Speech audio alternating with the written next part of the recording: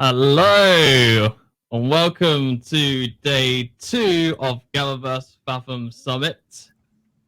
I'm your host, Russell Bundy, and we've got an incredible panel with us today. So I'm literally just going to jump straight into this because what Christopher was saying there is, I can't even top what he's saying. So let's quickly just go around the table and just quickly, 30 seconds, introduce yourselves, and then we'll get straight into the discussion. So Angie, would you like to quickly introduce yourself? And we'll start with you. Angie, you haven't unmuted your microphone. Great. Hello, everyone. Thank you so much, Russell. And I'm so glad to be part of this panel today. My name is Bonolo Angie, and I'm from the African Center for Generative AI. And basically, we are an organization that's looking to create a platform for generative AI in the African continent. We're bringing together the minds of humans and machines here in Africa. Thank you very much for having me. That's amazing. Over to you, Stacey. Hey, everybody. Thank you, Christopher, for that amazing introduction. And hi, Russell and everyone. I'm Stacey Whittle. I'm the co-founder of Teatro de Corazon and a local actor here in Washington, D.C. We founded the Heart Theater with the belief that united and connected, we can change the world. So we do work in both virtual reality, but also live on stage. So I'm really happy to be part of this panel. Thank you so much, Stacey. And over to you, Paul. Good evening from Africa. I'm in Nairobi, Kenya. My name is Paul Wayaki Mwiviga. I'm the CEO of Africa VR Campus and Center Technologies to grassroots Africa. We don't want to begin from the urban areas. We want to begin from the villages. Over to you, Jens. Hello, everyone. My heart is beating really strongly. This is so cool. It's really fantastic to be here with all of you. I'm a media artist. I've been diving into virtual reality since 2012, even a bit before with installation work. And I see how everything is going full circle now with artificial intelligence. It's the last piece of the cake in order to really dig in. And I'm saying that not from a consumerist position, hopefully from a producer and from a creator's perspective. And thrilled to be here.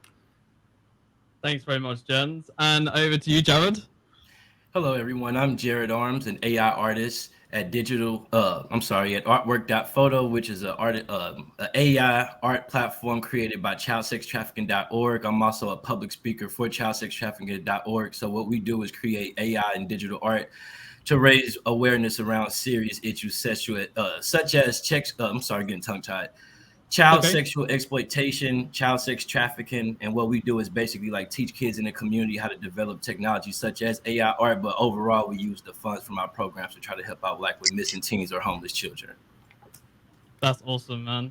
All right, we've got so much to talk about today, so let's just get straight into this. And the first question that I'm going to fire to all you guys is, how is AI shaping the art creation process? We'll start over with Jens, since you've been in the industry for a very long time, and also you can speak from a creative aspect. So what is your opinion on how AI is shaping the process of art creation? Well, thank you very much for allowing me to open this up. This is an honor.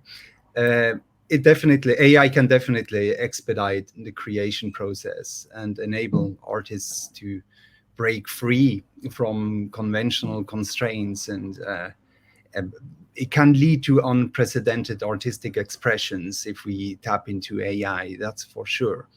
Where I see a bit of trouble coming up is that people become more interested in or less interested in actually what the unique physical, psychological, and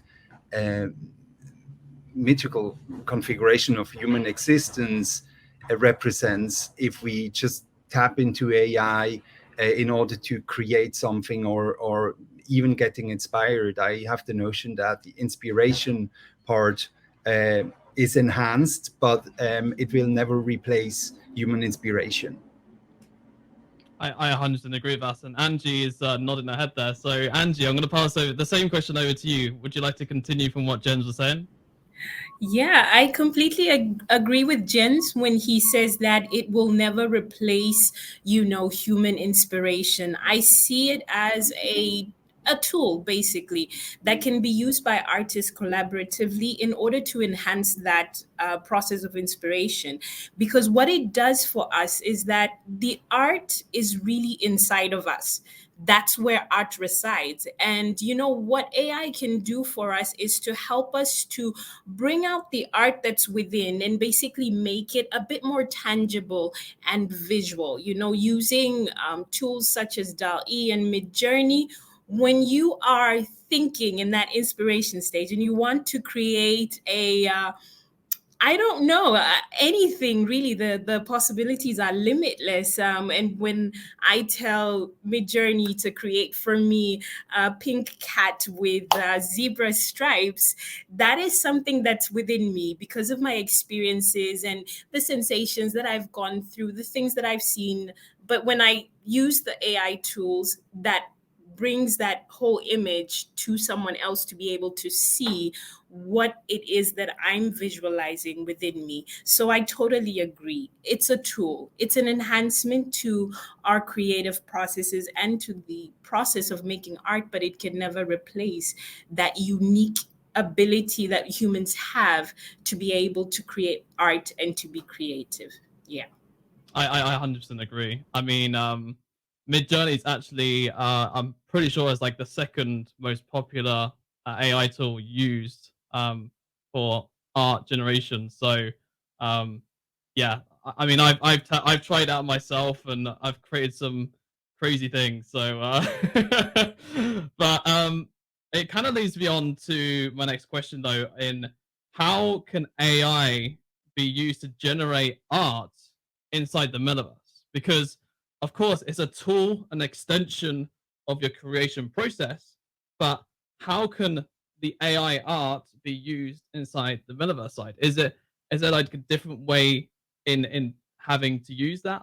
I'm going to pass this question over to you, Stacey, because I think you might have some interesting opinions on this. So, what's your just your personal opinion on how AI is being used to generate art for the metaverse?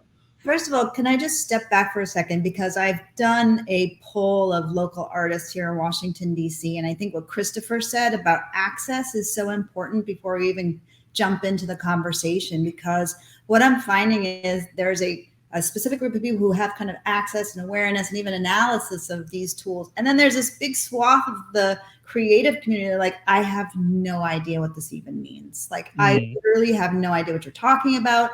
And once again, it's going to be the select few who make a profit off the backs of the people in the industry. So I just wanted to say that I think it's very important that we bring awareness and access to communities that, like mine, creative communities that really just are incredibly afraid. As an actor here in DC, in addition to running a company, it's already hard enough to make a living. So I think with art in the metaverse, first is defining what that means, right? Mm-hmm. What does it mean? And like, how do we get people to understand that it could actually be of benefit to people? So what we've done, and this is not in the metaverse, but in VR, is we have an actual music show in an art gallery, right? So what we could do to translate that into the metaverse is to actually have either AI art or art on the walls of your art gallery or your performance space, and then allow people to actually sell their art inside the metaverse. I mean, how amazing is that, right? You have a new way of making money off of your art. Now, what is art AI creation in terms of art? Well, I don't know if anyone listened to Carla Ortiz, who is a Puerto Rican artist who's made all kinds of digital art for like Dr. Strange. She's really afraid, right? She's saying that basically people are exploiting her and putting in like create a piece of art like Carla Ortiz. And she's like, well, now what?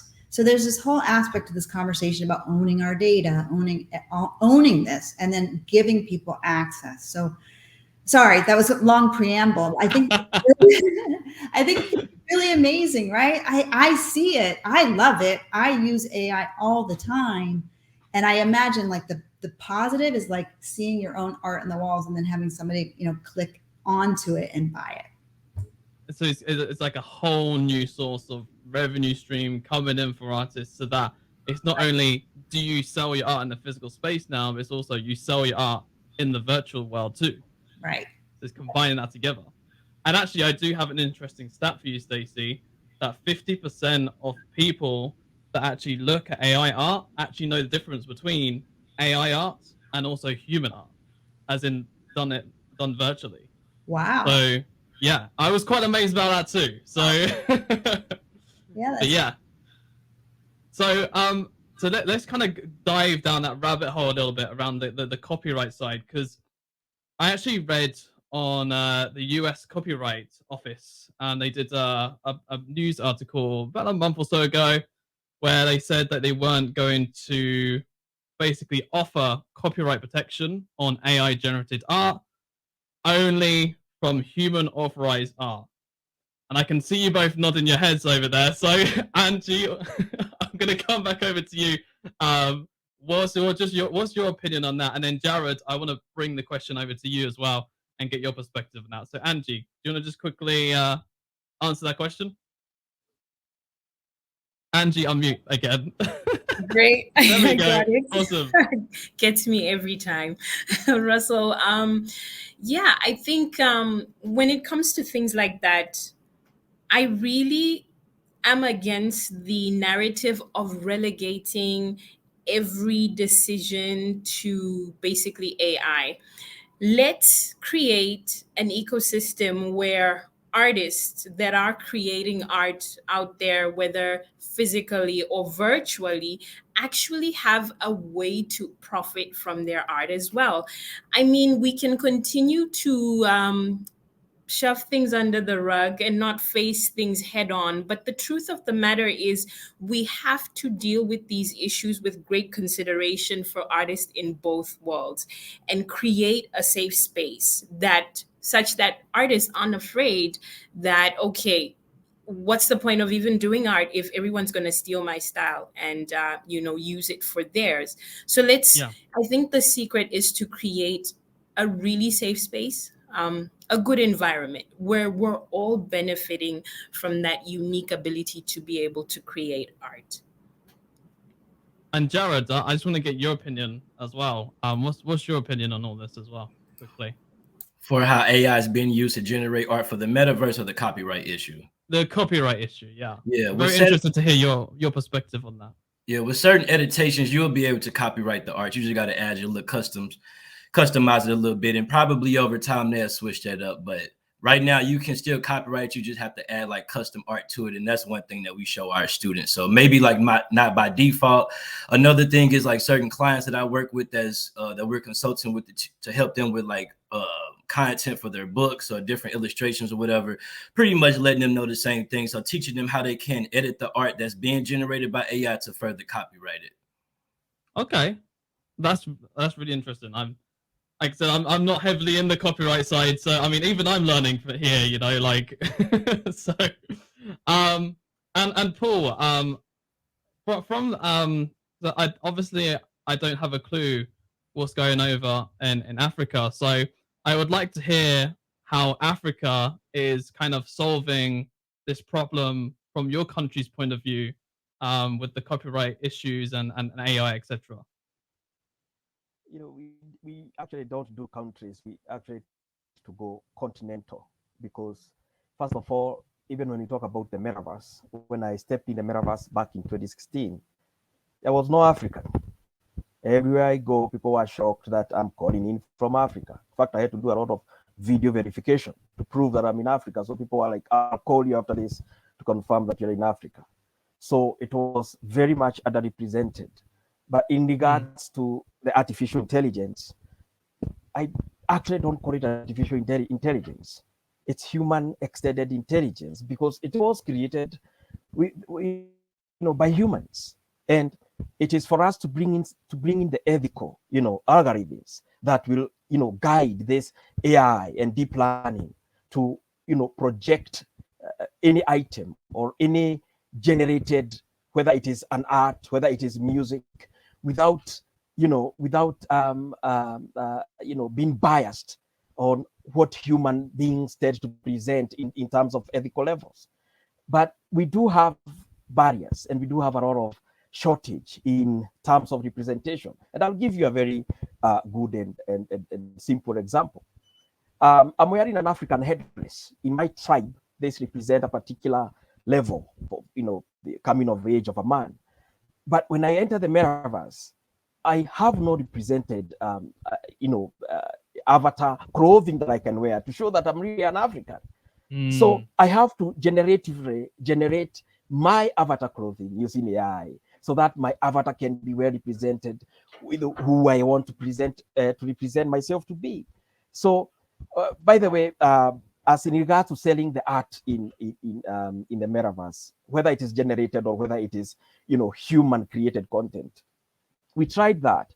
And when we made a metaverse event, what we did is, and what I realized is, well, many people know the commercially, world-renowned artists, but what about that budding artist out there in remote areas whose work has never even been seen, leave alone continentally or internationally, has never even been seen in their own region, and it is beautiful art, and the artist is struggling to break through. So what we did is during our metaverse events, we would take snapshots of those art, and during the event we are like, look, hey guys, would you look at this art? And we were not even trying to sell them. We were trying to have the audience say whether it is good art or whether somebody can be able to improve it a little bit.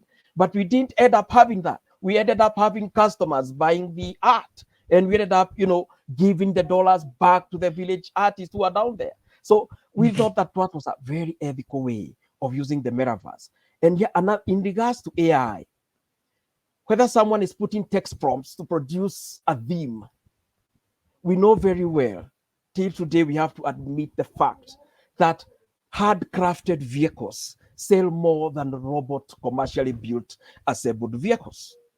So the same goes to art. The artist who is toiling with paint and wearing gowns that are, made dirty with paints from morning to evening, their art will have to sell more. And that would be, I think, as ethical way to represent the human mind in regards to art. I 100% agree with all of that. Like, I mean, you couldn't said it better.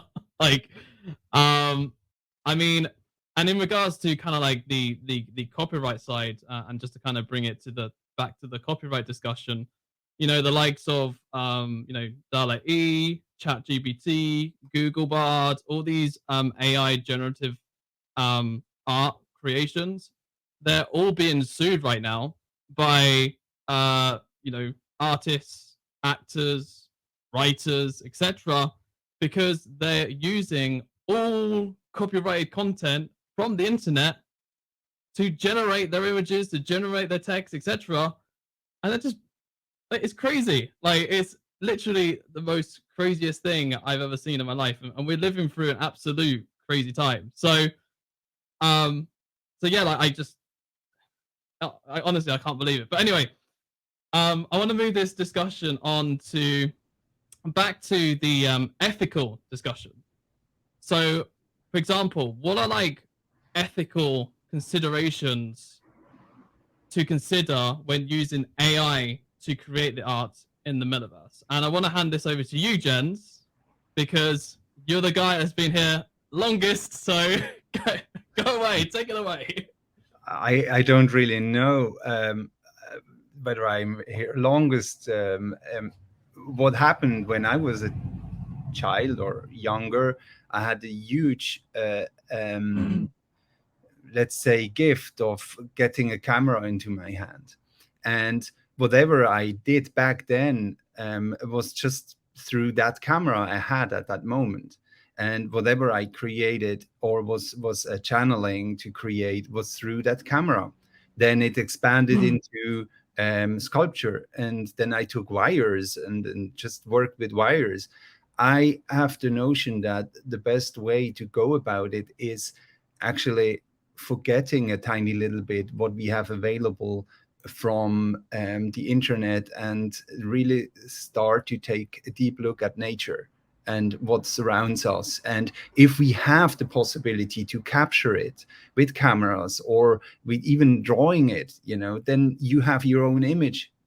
And if you look for further inspiration, if you would be in need of that, and then send that image into AI, that would be then a way of even outsmarting the whole copyright thing. I mean, I've been asked to work on a painting of Picasso, and I kind of I didn't really felt like it. I felt like I'm taking from someone who has been incredibly established in the art world and has been selling this. What do I have to say about this? So, and it has AI, I send in my own image if I have the possibility to do that. So I would rather go the way, how can we empower, as Paul said, this empowering of the community, of the artist community, to actually create their own images and then eventually send it out there, and with extended human intelligence, Paul, not artificial intelligence, parent those algorithms with where we see the love happening, the passion happening. It's really an easy catch to take an image from the internet and send it into and not caring about my take on it. We should empower each other to really go out there and find beauty and parent this extended human intelligence with beauty and love. I know this is a bit not very grounded opinion. I know that, but and there might be people saying, yes, you're in the clouds, but yeah, I like to connect to the clouds because that's really where I see my passion is just flowing there, in that way, and that's how I feel I'm most communicated with this technological development. Let's say it's still human and it's still reality. VR is still reality. It's a reality. That's the thing. But yeah, let's start with things we have available and play with it, and you get the gist. I love it. And the fact is, like you said, the virtual reality and Metaverse, etc., they're just different experiences on top of what the real world is, except just a virtual experience instead. So it's still human controlled, like you said, but it's still. I mean, and as Chris said as well, Christopher said, it's still in its early stages. Like it's not developed, it's not ready yet, and until it gets fully developed and it is fully ready, we aren't going to see like what this whole one world of Metaverse is going to be and look like. Is it going to be one world? Is it going to be multiple different worlds? Is it going to be loads of mini worlds? We don't know. We don't know what the future is. And AI experts are even saying that these 4 AI experts, they basically said that they don't think that AI is going to overtake human, and it's always going to be under human control. Obviously, that's debatable. But we don't know what the future is. All we can do is focus on the moment now and have discussions around this now. So I love your point of view, Jens, and being a completely different point of view and bringing that to the table for us. So that's awesome. So thank you. Thank you. And I want to welcome Stacey into the conversation because I know you have loads over there. I can see you jotting down notes and right away. So Stacey, take it away. Whatever you want to talk about. I think that we have to mourn for the world that was. And we have to accept the change that is. And people have a hard time with change and uncertainty. And Jan Karski, who was a Polish resistance fighter, said, humans have the infinite capacity to do good and the infinite capacity to do evil. So this is not about the technology. This is about us. And that's why I like being here in Christopher's mission, because we are in charge of this future. We can create worlds inside the metaverse that are not violent. We can promote art for peace. So it's up to us. And again, like I've been thinking a lot about mourning, because with COVID and the election and AI, it's like too much. People are just overwhelmed. And so I think there's this kind of, I notice people walking around kind of just not even knowing which way to go. And in this early version of the metaverse and with AI, again, people are like, tell me what to do. So I think that we have the potential to really create a beautiful world. And I love what Jen said about nature and beauty, and have like people who can't access this information because they're incarcerated or they're incapacitated have access to this, right? So that gives, it's democratized, that whole idea of democratizing access. So I think my words are just like, let's mourn for what was and move forward with what could be. 100%. I agree with that so much. And Jared, this also comes back to education as well, right? I mean, we all need to become educated on it. We all need to understand it, etc. So, Jared, from an education point of view, and I know you're helping a lot of people over there, how do you kind of handle the education side and educating kids on, the metaverse and AI and everything that's going on? Like Stacey said, it's a crazy world. Yeah, so we have different programs that we offer to the students. Some we have just like one-day workshops. So we have like cybersecurity programs where we talk more about just the risks, the pros and cons with that. Some stuff is just like a digital AI art program where we don't really focus on like some of the serious issues within the cybersecurity program, but just more so the art itself. So based off the program that the student wants to sign up for, then we'll pretty much tailor information towards that. And in regards to like some of the ethical considerations, because AI child pornography is something right now that's not illegal to create or to sell or to stream. So ownership and copyright, authenticity, transparency, bias, and representation, I think are like some of the 4 things that we need to consider as far as when we're talking about ethics moving forward for Web3. But based off really the program that they enter, that's what we teach them. But the cybersecurity program, that's where we partner with like different FBI agents, law enforcement, hackers who then got locked up and stuff like that, who didn't learn their lesson, just to try to give different angles to teach the kids. And when it comes to the child sex trafficking stuff, that's just more so like something that our College.io trauma program helped us with, because we can't prevent that, but at least we can raise awareness to try to teach these students and parents how to move more cautious. And that's something that's very popular in St. Louis right now for a long time. So I haven't really done too much like far as like rescuing kids or finding some. We found a few deceased kids buried through searching for other people, but the most right now is I could just educate them and let them know the information. But some of that stuff can get overwhelming. A lot of kids don't really be like all on the dark net. They be more like at the amusement parks and in the fun places. So we try to highlight not just like the quote unquote the next door neighbor, the creeps, but sometimes some of these laws as well, like the SB 145 bill. I ain't gonna go too deep into that. I spoke on it on the Legal and Governance GatherVerse. But some of these laws and bills that's being passed is making it easier for some of these criminals to not have to suffer once they get caught. And y'all can learn more about the SB 145 bill. But yeah, I just try to cover it all. And when I bring my partners in, they talk more about the serious stuff. Got you. I mean, what you're doing, Jared, is incredible. All I can say is thank you. I think what you're doing is amazing, and just keep doing, keep educating, and keep helping, because I think, yeah, I just humbled by what you're doing over there. So yeah, I can't I don't even know what to say, to be honest. But No, it ain't nothing to say. That's a pretty serious situation, and I wish that stemmed back from even slavery with us. It's not nothing new.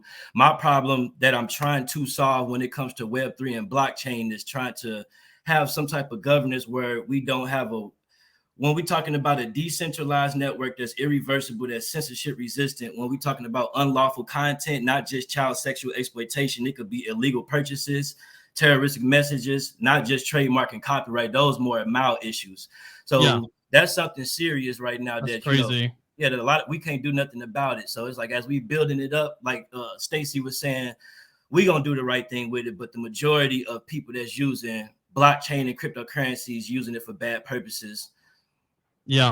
I've seen so much rug pulling, scamming, and as we said on the music panel yesterday, AI is basically a tool, and it's like a hammer. You could either use it for good to knock down, or use it bad, to knock down buildings, or use it for good where you can actually build buildings. So there you go. Yeah. So I want to bring Paul into this conversation because I'm sure you have a few things to say. So Paul, my question for you is, obviously you did your event inside the Metaverse. How is AI influencing the art market, especially in the Metaverse side of things? What's your opinion on that side of things? Well, from an African perspective, there are barriers. First of all, we have technological barriers down here. We have got connectivity barriers down here. You do realize that probably I'm the only one who may keep popping, on and off in this, panel because of connectivity issues. Sometimes even we have electricity issues. So we haven't even yet overcome the basic human needs. So for us to talk about the satisfactory, availability of extended human intelligence, the one I don't want to call artificial intelligence, because it also needs tools to work with. It needs servers, it needs computers, it needs handheld devices for you to access AI. So in the issue of talking about democratizing, like Stacey said, it's an issue that we are still dealing with. And what we did is we became the meta clause. I don't want to say Santa Claus. And we said, ho, ho, ho. And we told the African village grassroots leaders, we are not going to sell you these gadgets. We are going to provide them to you for free. And part of, providing that accessibility, Africa VR Campus will be looking towards building campuses maybe across, remote African regions, so that people can come to those hubs, young people can come to those hubs and learn what AI is. And I want to give a little example with that, just to brag a little bit on the successes of what this campaign has enabled us to do. So it was December last year, and a Girls Team Institute in the US approached us and asked us, hey, we have a Metaverse competition. Do you think you can get us girls between the ages of 14 to 18 and get them to come and compete with their peers across the world? And I was thinking, you're talking about girls, and I'm in remote Africa. Those girls don't even know what emails are. And I have 3 months to not only teach them what an email is, accelerated running to teach them what the Metaverse is and what creating with AI is. But guess what? They did it. And they won the best, they won the social impact award. And they are competing against girls in UK and USA, whom I might say, forgive me for saying this, Stacy, they are born with a mouse and stylus in their hands. What about our girls are born with a cooking spoon in their hand? And Angie, I'm sure will agree with me on that. But they won. And so I think the whole issue here is when it comes to a continent like Africa, and I want also to sympathize with people who are, for example, in the Palestine, because we read the news and we see that we are not the only defranchised community. There are other communities that have no access. How about the Eskimos in the Antarctica? Do they have these accesses? I want to know that, so that as we talk about the use of these tools, we want to see what everyone has to say about, the creating with AI. I want to see the African in East Africa or West Africa or South Africa. I want to see.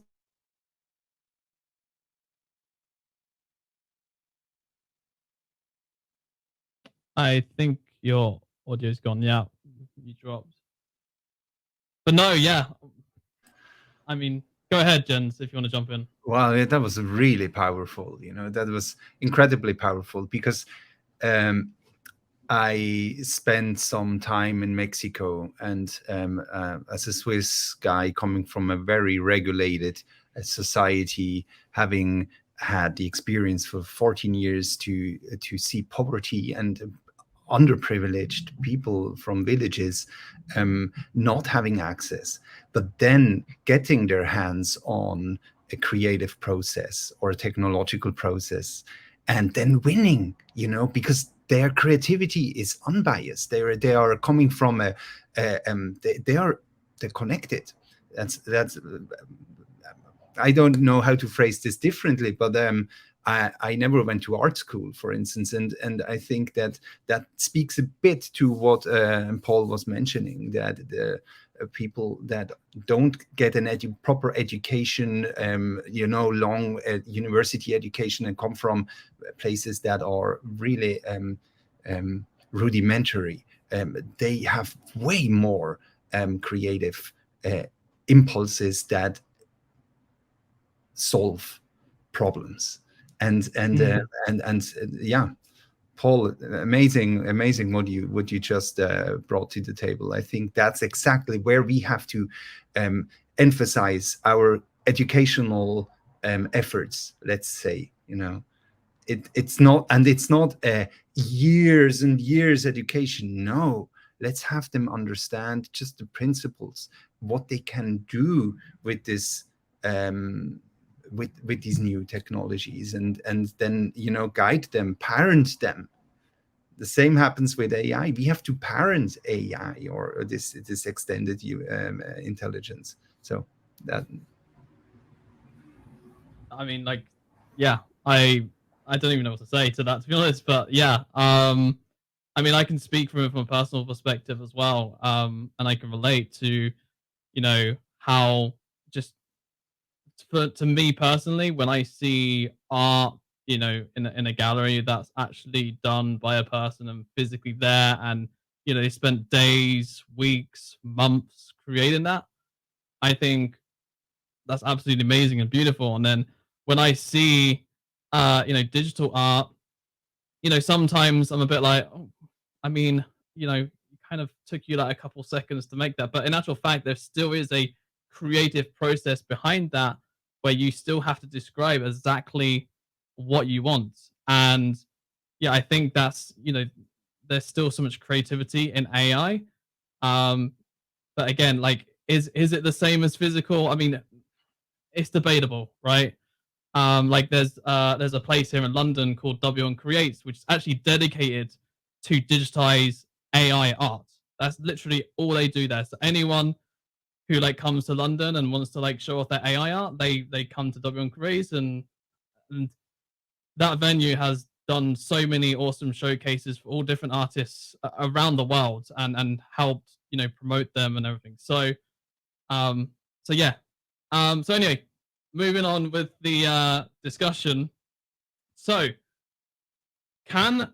what the bottom line is, can AI help in making art more accessible and interactive? Because we've talked about the accessibility side, of course, with the technology. We've spoken about the education side, but as AI and metaverse as a whole, can that still provide more accessibility and interactiveness across the world? So I'm going to hand this over to you, Angie, on what you think from that point of view. Okay, thank you, Russell. I think it can. Why? Because it offers us a space where we can basically collaborate with each other. How can it create that accessibility and also the immersive experience, that interactive experience? Is think of a world where Paul's African hat is now incorporated into Jen's crystal ball painting. Now we're talking about basically cross cultural collaboration. And that for me is actually access that can be brought about by the metaverse, by AI and using AI tools. Just a few days ago, historians were discovering that a generative AI can actually be used to translate, Arcadian language. That's something from like 5,000 years ago. That is the kind of accessibility that it can create. That when we're now in the metaverse, we can literally understand each other's languages.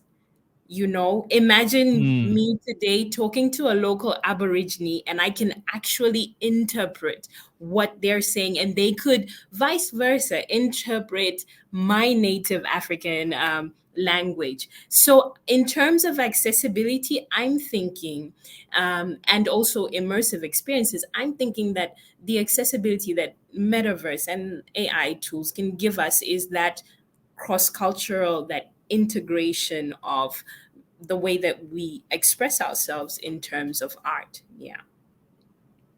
Stacey, I mean, you was nodding your head throughout that, so I'm going to hand this over to you.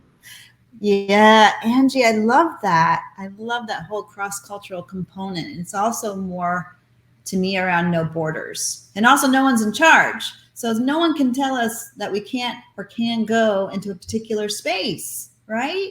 And that's so important, because now with everything that's happening and everyone trying to be less global, I think that the metaverse does offer that. Again, it's an effort on the part of people like us to make sure that there's peace and goodwill inside there. But I love the cross-cultural component, the no borders, and it's kind of like the United Nations for art is just something that I really, really am excited about. And just seeing all of you and being part of this and knowing that everyone around the world is working on this and that we're doing it together across borders totally makes my day.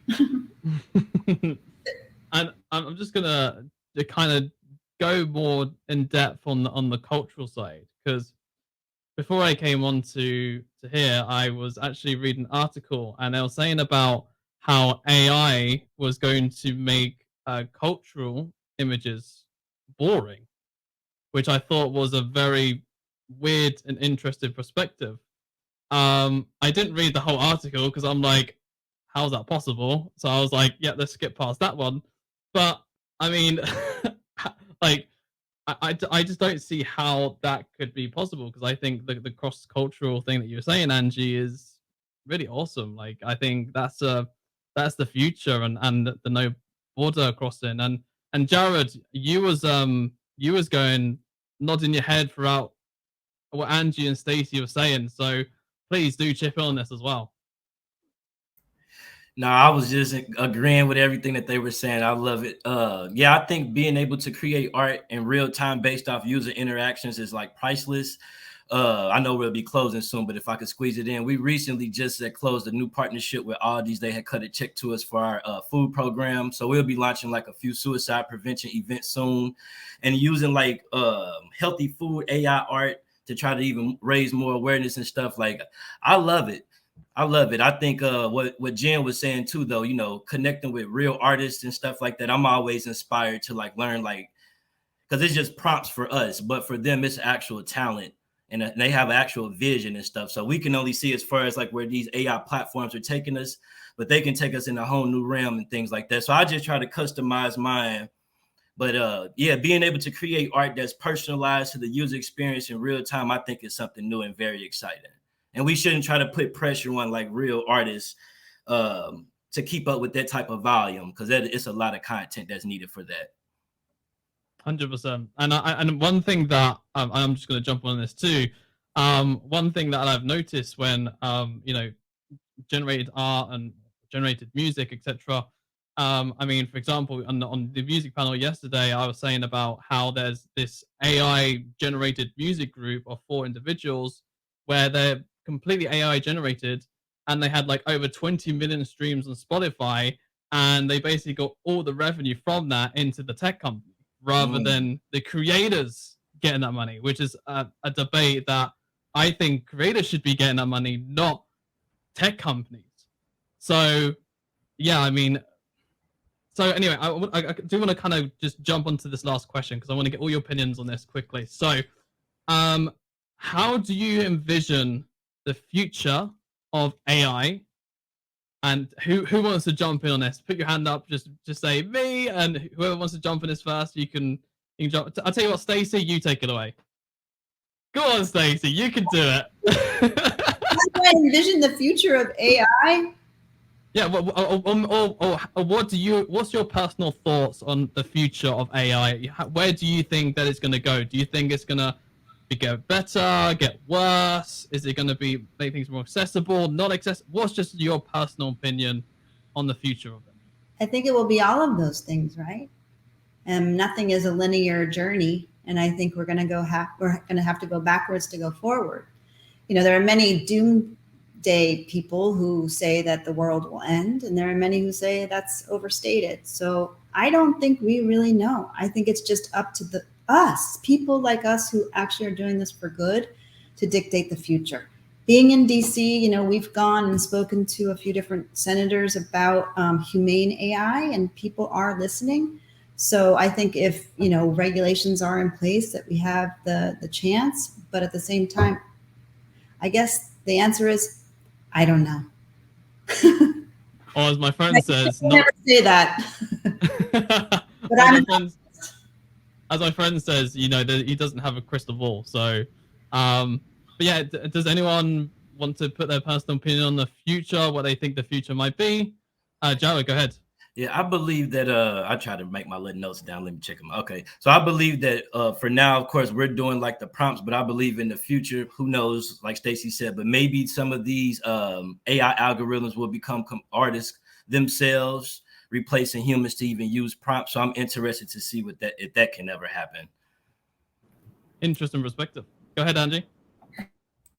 Well, for me, I'm envisioning AI-assisted artist tools.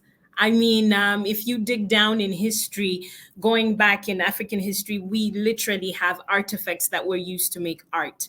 So I'm thinking, going way forward, you'll probably have, you know, AI-assisted, literally physical tools that make art. Yeah. Okay, I just got to quickly jump in because we're about to run out of time. So I just want quickly everyone to say, you know, basically any sort of promotional stuff, or, you know, where people can find you or add you on LinkedIn, etc. We'll just quickly go around, and then, you know, you can say whatever you want to, and then we'll finish up. So Angie, I'm going to start with you. Where can people find you if they want to connect with you, or, you know, any sort of promotional stuff you want to say quickly? I'm on LinkedIn, very active on LinkedIn, and you can just search for Bonolo Angie. All the best in trying to spell that. That's BONOLO Angie. And also please check out the African Center for AI, Generative AI. This is where we're empowering fellow Africans with information to do with generative AI, because we're really trying to build up the awareness and education aspect. So I think that's it for me. Thank you so much, everyone. Over to you, Stacey. Hey, everybody. So yes, I'm also active on LinkedIn, doing a bunch of different things, but really want to heavily promote our theater, where you're going to be seeing me live on stage in early 2024, but also a lot more VR created content. So yeah, check me out. And I always answer people's messages. So happy to have a discussion with anyone. Thank you. Over to you, Jared. So you all can find me as well on LinkedIn. One thing I want to promote is our latest partnership with Aldi's. I've been, over the last 10 years, dedicated to try to help feed homeless families and as well as kids. So for any kids out there who may be in need of food resources, definitely reach out to me, or have like the legal guardian reach out to me via LinkedIn. And then we could talk further more about our digital art program. And shout out to Chris for including me on the GatherVerse again this year. And Jens? Yes, same. I'm on LinkedIn. I have a personal webpage, jensschool.com. I would also like to say that I'm aspiring to be a regular with all you lovely people and savvy people here on GatherVerse. I think GatherVerse has every month something to really dip into. And I would also like to I don't know whether I can call this promotion, but say that I'm planning on launching an app which is called Octagon, and it has to do with 8 trusting friends that will really connect and with the power of AI gets to an interconnection that is trust-based, and this Octagon will then go further into other networks of trust. So you will hear more about that definitely on GatherVerse. Awesome, gents. Thank you. And over to you, Paul. Where can people find you? We can't hear you, Paul. Oh. No. And everyone, you can find me on LinkedIn. It is Russell Bundy. And if you wonder what I do, I am the CEO of Madbot, which is an NFT music platform where we help women creators, empower women creators to help sell their music, create new forms of revenue. Everything in Web3 we